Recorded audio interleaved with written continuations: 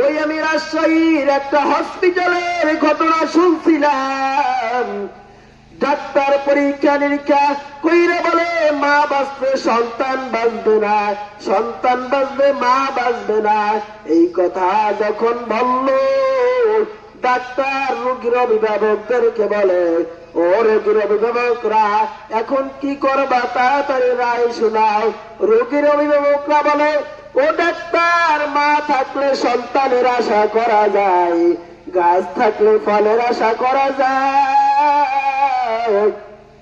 ও doctor, মাকে বাঁচায় রাখো, সন্তান তারে মাইরা ফলাও রে ডাক্তার। এই কথা বলার পর এই কথাটা ওই মহিলা বেডে বইয়া শুনল। বেডে বইয়া যখন শুনছে, মহিলা ওই মা ডাক দিয়া কয়, ডাক্তার খবরদার খবরদার, আমার সন্তানের অমঙ্গল করবানের ডাক্তার। ও ডাক্তার, আমি মা দুনিয়ায় বাঁচার কোনো ইচ্ছা নাই, আমার সন্তান বাঁচায় রাখো।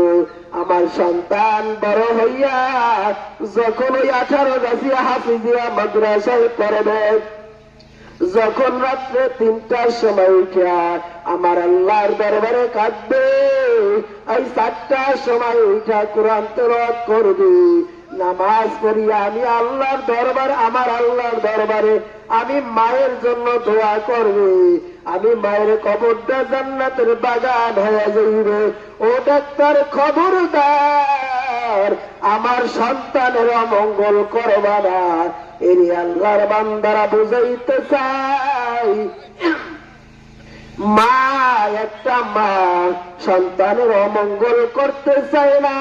আমার আল্লাহ রব্বুল আলামিন 1000 ভাগের মায়া, 1 টুকরা মায়া, 100 ভাগের মায়া, 99 ভাগ মায়া আমার আল্লাহ জমা করে রাখছে।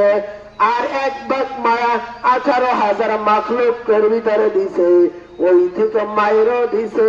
ওই মা অতটুকু মায়ের জন্য সন্তানের অমঙ্গল চায় না।